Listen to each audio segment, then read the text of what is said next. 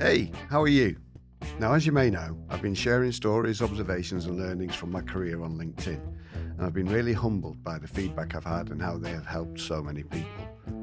Following on, and with encouragement from friends and family, I've arrived at this point of hosting my own podcast, which for someone who has spent his career in radio and audio firmly outside the studio, this is scary new territory, but here goes. The For Real podcast is a series of conversations with colleagues and friends from the world of radio, audio and communications, who I admire and respect and who have helped, supported and inspired me and many others over the years. They will share great stories, insight and learning to help you find your real voice, your authentic self and the confidence to own it. But before we get going, I want to thank my producer Alex Healy and my mates here at Distorted for hosting me in their fantastic studios in Leeds. Finally, there might be the odd effing and jeffing, but after all, this is For Real. But before we start, just a little bit of a health warning. The episode that you're about to hear deals with family bereavement, and so some people may find that a little bit upsetting. So just to be aware. Without further ado, here we go.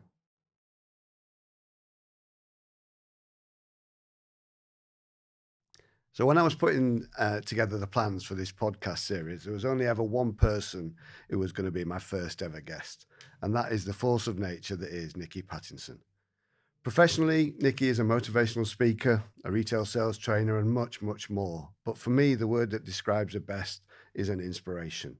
And I'm extremely fortunate to have her as a friend and an inspiration in my life. Indeed, Nikki is one of the people that put the idea of me doing a podcast in my head in the first place. So, Nikki, thanks so much for joining us. How are you? Well, I'm a lot better after that introduction, thank you. And I'll tell you now, I am just going to play that back to myself over and over and over again and start to believe it.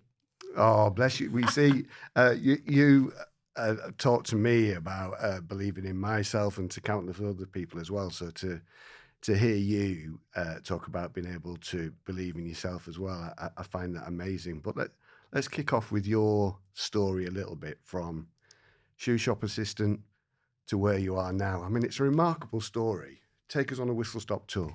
Oh, so you see, we're all evolving all the time. And when I'm working, I always say to people, look at where you started, because there is no such thing as a chance meeting ever. And there's no such thing as a chance job or a chance marriage or anything, in my mind. Yeah. So I am really not academic. That won't surprise you. I can't really count. My brain just doesn't compute. So I left grammar school without a single qualification and went to work in a shoe shop. Now, today, I could tell you every wink of the eye, every wave of the hand as to how I did it. But in those days, I had no idea, Roger, how I could sell more shoes in one day than anybody else could sell in a whole week. But that became my identity, the one that literally were always queuing at the tills. And it almost, well, it did become a validation. So I soon learned to compute, oh, right, I'm selling loads, to everybody telling me that actually Nikki does have a value, because I didn't at school, you know. Yeah. My sister was really academic and I didn't. I was always the lunatic one who shouted all the time. Why didn't they send me to drama school? I've no idea. Anyway, long story short, I did really well there. Went and messed about for a few years. I didn't expect anything for myself. Now, you won't believe this now, because we're evolving and we're evolving beings and I'm a different person. But you see, I thought I were fit for nothing in those days. Really? In my 20s, I'd got this little thing in my head. So I'd go out and I'd sell insurance for 2 years and I'd do loads, and then I'd implode and I'd make sure that disappeared. I were always on crash and burn. Do it, crash and burn. Anyway, when I got to age 29, I met the lovely man who would soon become my fabulous ex-husband. And I could put some words in brackets there, but I'm not going to do. Anyway, talk about chance meeting. The day that John met me, he'd signed for a market stall business in Huddersfield, selling cakes and biscuits. Well, that's what we appeared to be selling. In reality, it was something completely different. But it were doing £1,000 a day. And Wow. £1,000 a week when we first bought it. But we created something that was so compelling and so magnetic that we went from £1,000 a week to 1.8 million a year within 2 years. And that was 30 years ago. Wow. Yeah, wow. And let me tell you just what we were selling, because we were 10% more expensive than anybody else on those markets, selling exactly the same stuff. You know, everybody had the same stock. We were 10% more expensive than anybody else, and they queued out of the doors. We sold validation and belonging to Maggie Thatcher's single parents and low-income families. That's how we did it. And did you know that's what you were selling at the time, or is that something you can see upon reflection that's what you were selling? I worked it out very quickly. Right. I worked it out, and I started to watch the body language that we had, the dropping, the vocal tone, the dropping of the voice, the slowing up, the validating of these people. These young girls, these single parents with babies in their arms, we found the words and the form to give them a value. Now, I'm sure that you can see a pattern emerging here, because actually we completed the circle together. I was in a really unhappy marriage. I didn't have a great relationship with my parents. I had a funny old life. But every time we made one of those customers feel better, something in Nikki fixed. And that's the only way that I can describe it. And I thank God for those days. I'd love to go back for a week, but I fixed them and they fixed me. And let me just make a real point here. You see, we didn't have a lot of cash. We had land and property. We didn't have a lot of cash. My mum and dad were farmers in Firth in Yorkshire. That's why I'm vegan. But we didn't have a lot of cash. All I wanted to do was go out and make a load of money. And when we did, let me tell you, money never makes you happy. It's the creation of things. Because all I was some unhappy bird in Prada shoes and a Mercedes or whatever it was that we're driving and a Gucci dress or whatever. I've never been more unhappy in my life until I were at work. And something in those people just created life and value in me. But all the time we were doing that, I was teaching the staff the body language, the vocal tone, what to say, follow me. And they just queued some people kept going to back at queue because they didn't want to move. So, when you're talking about that, and I know from my experience in the sales environment and working people in the sales environment as well, that sale becomes addictive. That sense of validation, that sense of success of doing something and winning becomes addictive in its own right. Is that what it was for you? That sense of purpose and that sense of validation, that's what made you feel good and that therefore became addictive? Yes, it was the sales. It were great to walk into a brand new site and be taking, a grand a day before we knew where we were. That was fantastic. But to be honest, it was the validation of me as a person, having the gift of doing it and then teaching. We had mostly older women. I mean, crikey, to me, they were ancient then. Now they'd be young, between 58 and 64. It was getting hold of those women and giving them a confidence that they'd never had in their life through what we did on that market stall. Right. So it was the whole thing. It were never the money. And it isn't now, to be honest. And then you go from there into working in an ad agency. Yeah. Well, I call it my couple of years of demise. And when I'm working, I always have to talk about what happened to me. Because if I don't, it's a massive untruth. And you can tell when people have had a life. Nobody's ever surprised to hear this about me. But my first little boy, our Jackson, and in actual fact, it's coming up to his birthday, July the 10th. He'd have been 33. I think you kind of know where this one's going. And I always knew from the very first second I set eyes on him, I knew I couldn't keep him. And long story short, the nursery that I took him to, I chose it because they were vegetarians, but I didn't know that they disciplined the babies. They put them upstairs in a travel cot and let them scream so that they didn't bother them, inverted commas. And it was staff that had worked there and left that told me that after. And November the 2nd, 1989, it'll always be yesterday. It's always yesterday. It's yesterday in my pocket every day. They put my little boy Jackson upstairs on a hot day. It was hot, even though it was November, in a winter suit in a travel cot, and left him to scream. And he overheated and died. And, people are probably thinking, why is she telling us that? Because you learn something with every single thing that happens. And this is going to sound crazy for some. And if it does, keep your eye on the money that we made. But I knew why those people were stood in our counter, because we spoke to the soul. We didn't speak to the mind, we spoke to the soul. And when I got that news, I were actually on the counter at Huddersfield Market when phone rang. I knew exactly what it was.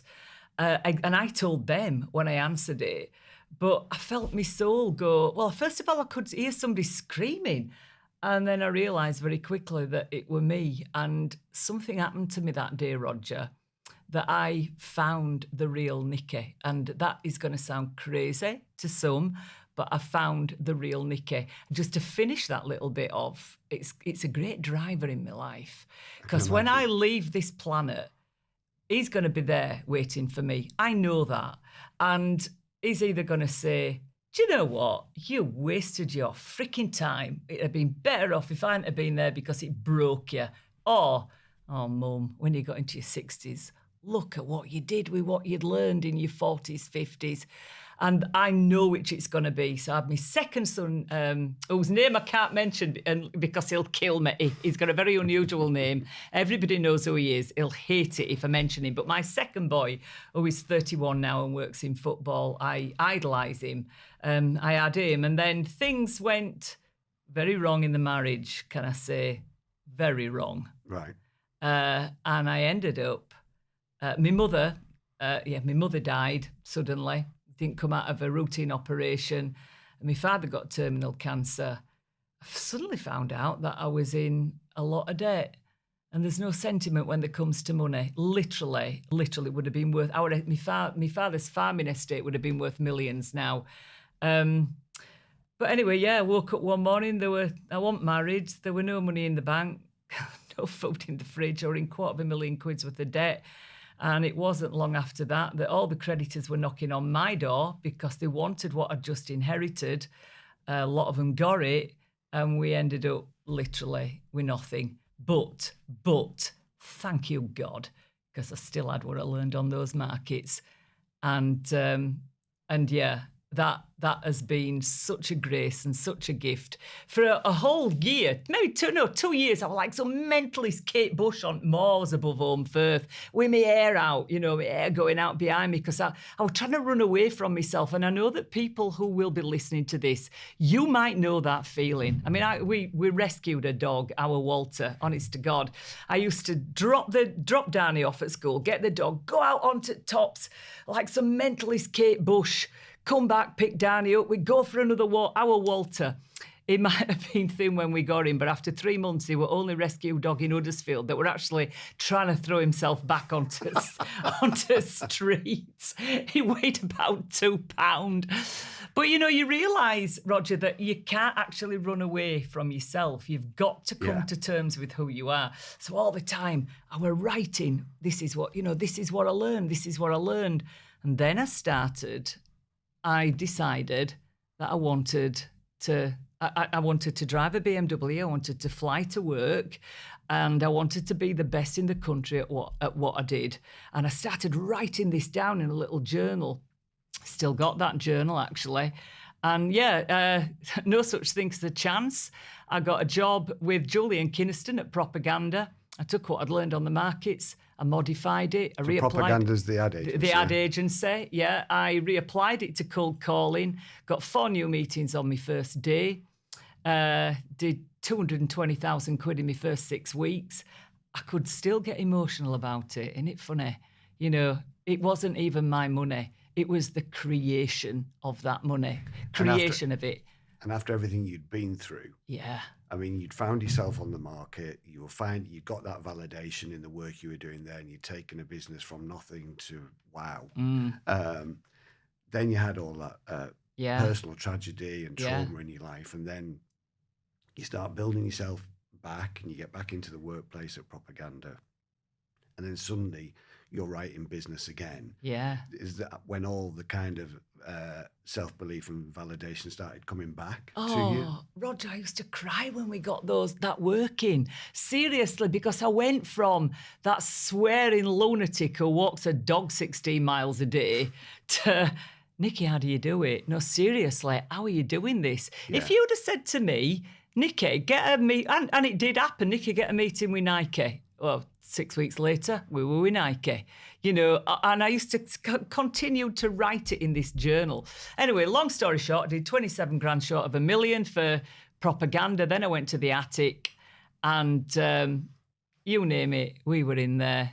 Nike, Adidas, Diageo, Diesel in Italy, AT&T New York, Fox News.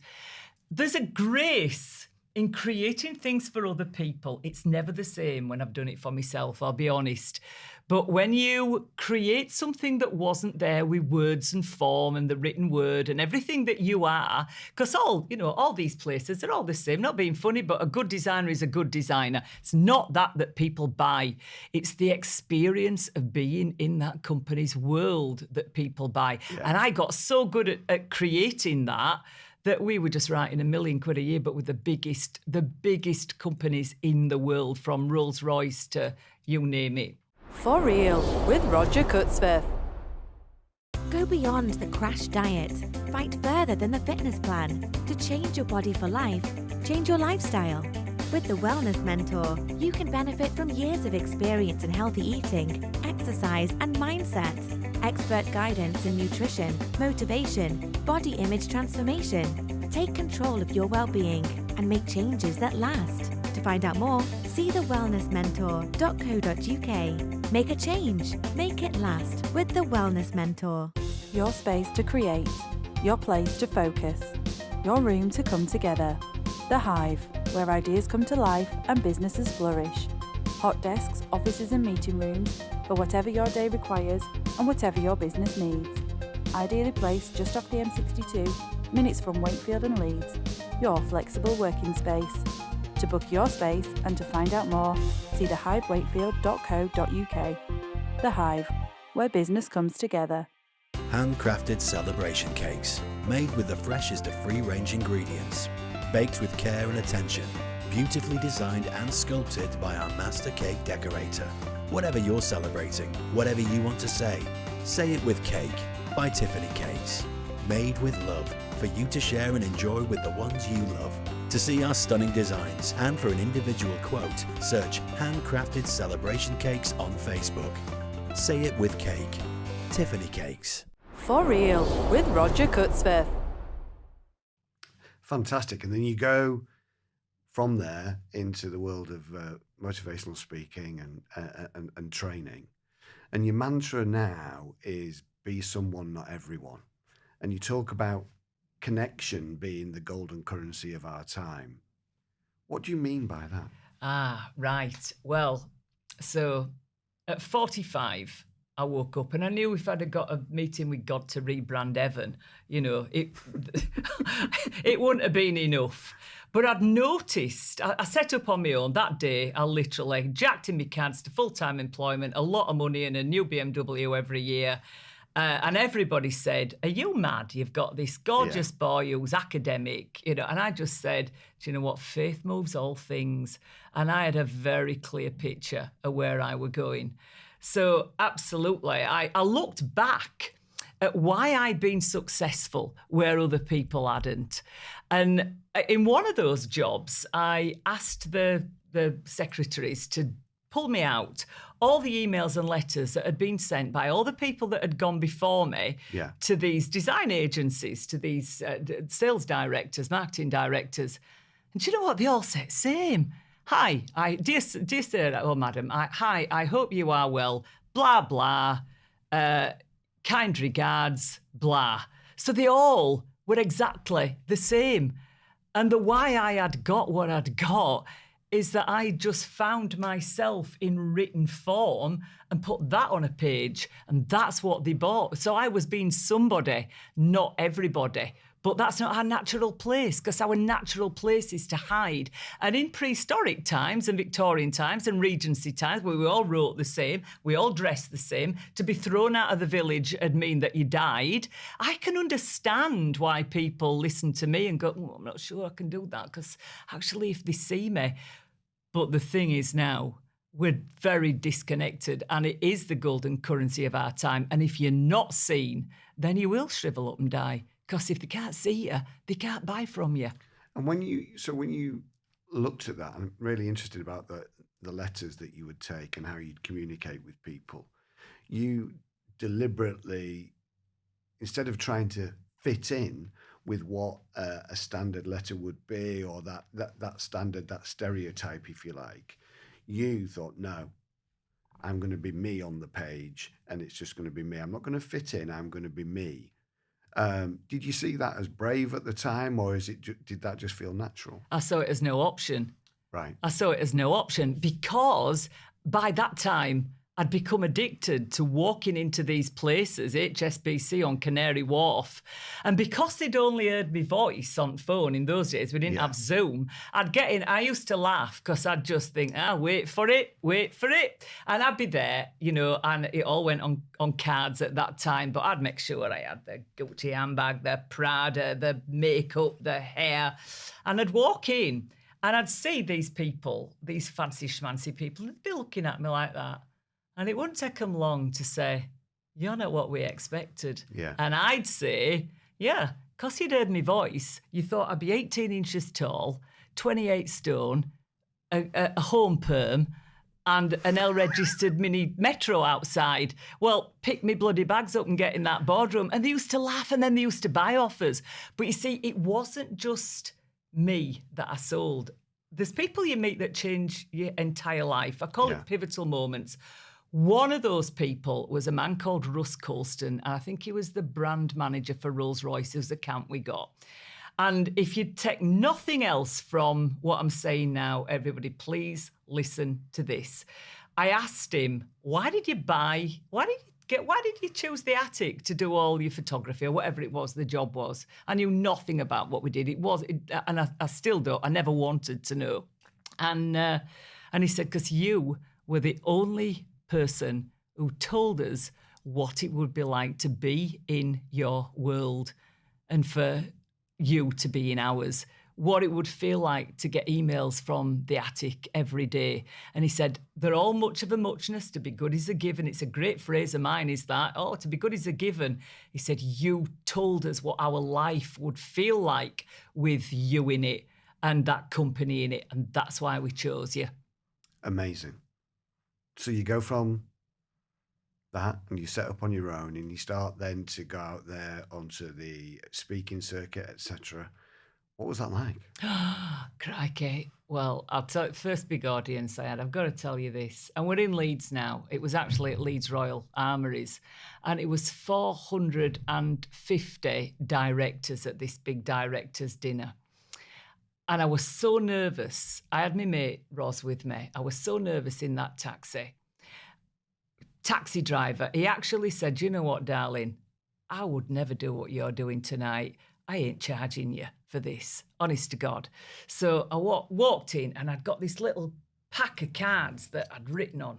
And so I went out, 450 people. And if ever I get really famous and they make the film of my life, this will be a pivotal scene, right? So I walked out and I got these cards and I looked down at front row and I said, right, got to tell you, if I drop these cards, we're finished. So it's your job to pick them up and hand them back to me because we'll have to do a bit of ukulele playing or dancing if I drop this, because I haven't got a chuffing clue. I've never done this before. I haven't got a chuffing clue what I'm on about. I'm just going to tell you my story. Anyway, so I started to talk, and then I started to look around, and I mean, I'm not being funny, but you could have heard a pin drop. People were at edge of the seats at what came next. And I told them, I said, you know what? I asked Jill Kerr from Porsche Cars, still a great mate of mine, Russ Colston from Rolls-Royce, all these people, Rod Connors from Nike, why did you choose us? And I said, well, I think it's because of this. And I'd put like a formula of expression together. And they all said, Nikki, that's genius. You're going to bottle it and sell it. Well, I haven't done really yet. I will do. But I did that formula, told these people the formula. Anyway, got to the end of it, said me thank you, half pause. And then I just said, got to tell you all, I was really nervous tonight. But honestly, I think this is what I could be doing. And my mate is sat there. If anybody wants to book me, I'm thanking you with all of my heart, but if anybody wants to book me, go say hello to Roz. And there was a little pause, and I could cry now. The whole freaking place went up, Roger. And honestly, it's very real. We're driven by emotion. I won't ever apologise for being emotional. That was a pivotal moment in my life. They started at the back, standing, and then literally in layers, they all stood up as they got to the front. And I just stood there. I was knocked back by the energy. And we wrote 7.5 grand worth of business that night. And that's where it all started. And that must have been an incredible feeling. I can only imagine that people are on stage, either as a band performing or solo artists, and they feel that energy coming back from the audience. Must be fantastic. And again, addictive. Did that take you back to that sense of energy that you got on the market stall? And the shoe shop. Right. And the shoe shop. Yeah. Yeah. But this time it was for you. This time it was for me and my story. Yeah. And it's happened a few times since, thank you, God. But you see, I knew I had found my place on the earth. When I was 3 and 4 years old, I used to say to my mum and dad, do you know what? I'm not a singer, I'm not a dancer. I don't know what I'm doing, but I'm talking to loads of people and I'm writing books. Must sit down and write them. But I'm talking to people on a stage and they'd be people would laugh at me. Nobody's bloody laughing now because, and I understand, this is going to sound ridiculous, but you know, like when Michael Jackson said, I'm most comfortable when I'm on a stage, I light up. It's like something happens to me. My purpose just shoots through my entire body when I am stood on those stages. And yeah, I do get emotional, but I will never apologise for that because emotion, I'm going to say it again, emotion drives the world. I did an event, North Wales, wherever I was, can't remember, Telford, about 2 years ago. And there's some people you never forget. You meet all kinds of people. And I stood up and I told my story. I think there were 4,000 people there, big crowd. And thank you, God, there were people waiting to talk to me after. And I could see this young man, he was about 42, and he was about a third of the way back through on the line. And I could see, I thought, God, Nikki, you've got to bring him forward. So I beckoned to him to come. And this young man, he just had his head on my shoulder and he was sobbing. And he said, Nikki, I run a multi-million-pound business. I totally get what you're saying. But I lost my little boy at 5 years old, 3 years ago, cancer. And I've never cried until I heard you speak today because you gave me permission to accept it. Now, I don't care what they paid me. I'd have paid them to be able to do that for somebody. Because when you tell a story and you involve people, you tell a story so other people can see themselves in it, well, they can't deny you. Because to deny you would be denying a part of themselves. Yeah. So I don't apologise for anything of who I am or what I am. And, you know, this might sound arrogant, but I'm going to say it. I bloody well deserve every chuffing piece of luck that comes my way. Because if people think that I am sat with my head in my hands, crying my bloody eyes out, recently in COVID, you know, when everything went to shit, then, you know, they don't know me. Yeah. But life is snakes and ladders. Thank God at the minute we're on a ladder. And when you're That chap came forward, and he'll be delighted that you called him a young man at 42. When he came forward and he's sobbing on your shoulder, and you can see that effect that you have on people. That's you must feel it's such a privilege and so humbling for you to be able to help people in that way. Completely, absolutely. I mean, I can make people laugh as well. You can make people laugh and cry in one sentence, but isn't that the way of the world? It unlocks people if you can do that. And yeah, a privilege. Thank you for that. You know, whoever gave me that gift, all I do is tell me story. Yeah. All I do is tell me story. But if they can see that part of them healing in it, God, that sounds like proper new age. But I have not got a purple tie-dye dress on or feathers in my hair. Can I make that point? Then it's a privilege. It's what we were put on earth for. Yeah. And we'll wrap up shortly. I mean, do you still get butterflies before you speak? Yes. I spoke at University of Lincoln last week. Always. Do you know? No, actually, let me tell you what gets me. Because they're not going to stand up there and go, we've got Nikki on. She's tripled business everywhere she's touched, which we have. Yeah. Every business we have been, not every, but a lot of business we've tripled overnight. And that's another story. But they're not going to stand up there and go, well, we've got this pillock turning up now, sit down and read a book because she's chuffing rubbish. They have to say that there's something good about you. And I've all on to stop myself crying when I hear that, Roger. I'll be really honest, and I would admit it to anybody because that isn't my self-image. And when I hear that, I have to imagine that they're talking about somebody else. And I've got to pull myself together really quick before I go on stage. Oh, they'll all be looking for it now, won't they? They'll all be looking for that. Oh, look at her now. Amazing to think of someone like you still feeling like that and not being able to hear those positive comments and send them to someone else. I'm a very emotional person. My boys take the piss out of me all the time for crying. I cry at Repair Shop on TV. I mean, Jesus. Just one more thing. Before we kind of wrap up, we have one thing that that I'm calling the Columbo moment, and it's one last thing. It's one golden nugget or takeaway, if you like, a piece of advice that helped you find your voice, your professional identity, and it's that thing that's kind of ringing in your ears, or a bit of advice that someone gave you at a certain amount of time. And it's that one thing that I'd like to leave our friends who are listening with today. What would be yours that you would like to share with them? Well, I worked it out myself, and I can tell it's a pivotal moment. I can tell you exactly what it was. So after everything, I was there in a tiny little house with me and my boy. He'd gone to bed, and I'd been told I was rubbish every day of my life. I mean, literally, rubbish at school, throw her out, she's too loud, but she's not academic. She's this, she's that. And I believed it. And I sat down with a sheet of paper that night. Danny would have slipped. Oh, I've said his name. I'm in trouble now. You did earlier as well. Did I? Yeah. Well, I idolise him. I got a sheet of paper, and I started to write down all the things I've been told about myself. She's thick. She's too loud. She's this. She's swear words. She's this. And then I saw who it was. I wrote down who it was that had said it.